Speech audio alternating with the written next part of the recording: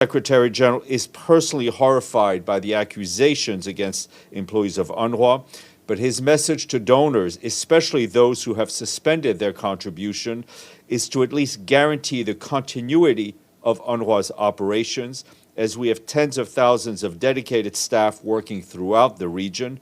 The dire needs of the desperate population they serve must be met. That was the UN Secretary General's spokesperson making a public plea for member countries to restore funding to one of the organization's aid agencies, UNRWA. UNRWA is the UN's aid agency for Palestinian refugees and the primary agency for aid in Gaza. Last week, Canada was among many countries that paused funding after Israeli authorities alleged 12 of the agency's staff members were involved in the October 7th Hamas terror attack on Israel. The UN says it fired 9 of the staff while is still identifying 2 others, and that 1 was dead. An investigation is underway. Bob Rae is Canada's ambassador to the UN. He's with us live now. Hi, Ambassador Rae. Good to see you. Thank you for making the time. Thank you, Vashi. Good to be with you. I'll pick up just where that clip left off, because the Secretary General posted on social media today as well that UNRWA is the backbone of all humanitarian response in Gaza. He writes, "I appeal to all member states to guarantee the continuity of UNRWA's life-saving work." What's your response to that? Well, we had a good meeting with the Secretary General yesterday. We had a very candid conversation that went on for almost 2 hours. It was a very direct conversation. I think we're all wrestling with what is an exceptionally difficult situation.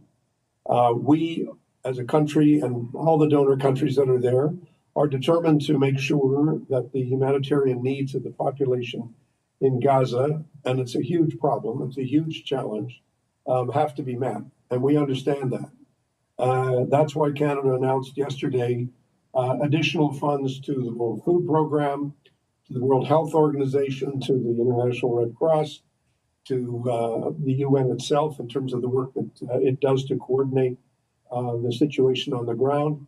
We're doing everything we can, in addition to the funding that's already been provided to UNRWA until the end of our fiscal year.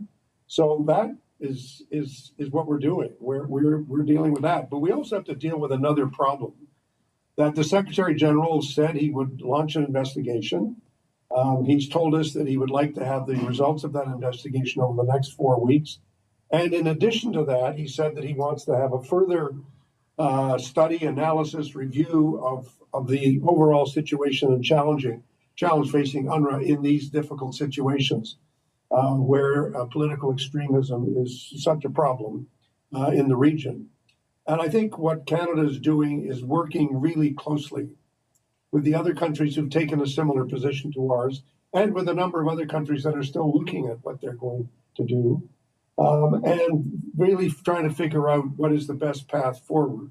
But the SG has to give us the report. He's told us that he will. He knows very well what Canada is doing on the ground. I told him that to him very clearly yesterday.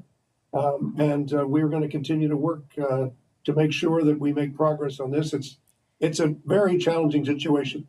You cannot ignore the allegation that employees of the United Nations have participated in terrorist atrocities, and that is the nature of the allegation. They're very, very serious allegations. We can't ignore them. They are. But we also can't ignore the humanitarian needs. We're trying to address both those situations.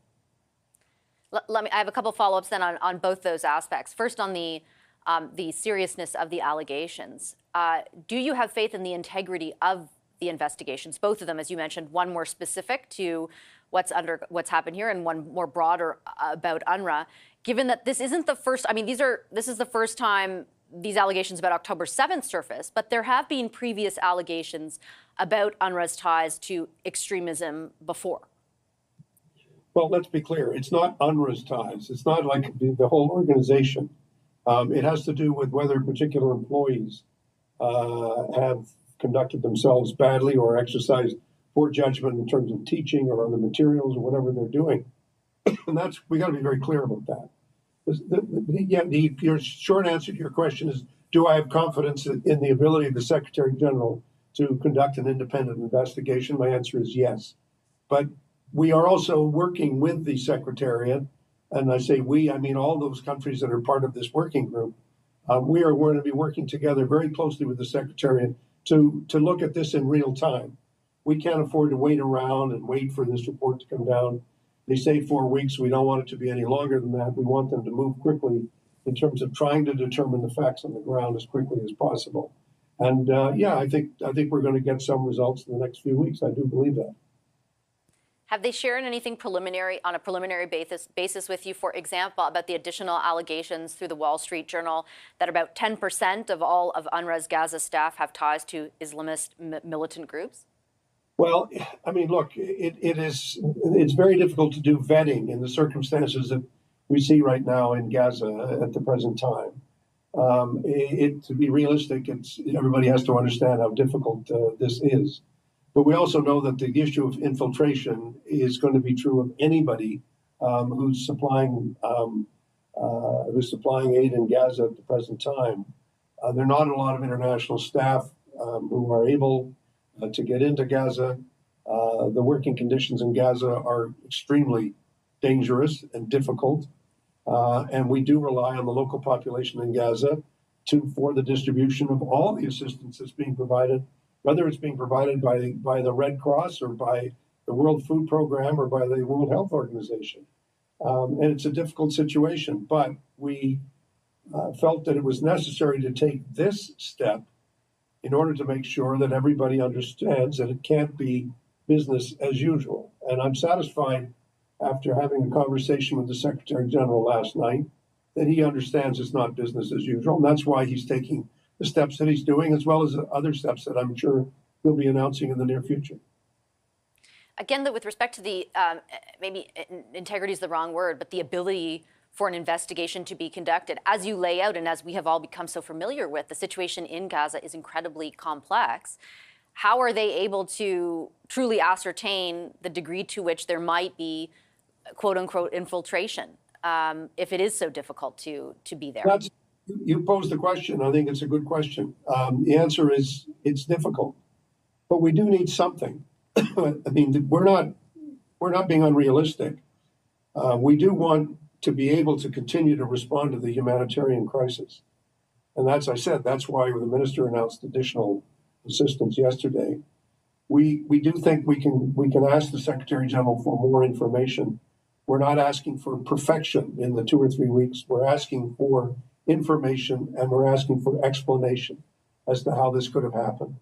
And the working group is preoccupied with the question of making sure that we have the ability to get answers, but also making sure that we have the ability to get aid in. As I said earlier, we still think we need a ceasefire. I mean, Canada supports a humanitarian ceasefire. We're convinced we need to get more assistance into the zone, into Gaza. And right now it's very difficult to do. We know there's discussions going on about a potential exchange of hostages and prisoners. We think the prisoners have to come out. So we're working on all these areas, not just one or two. We're working on all of them.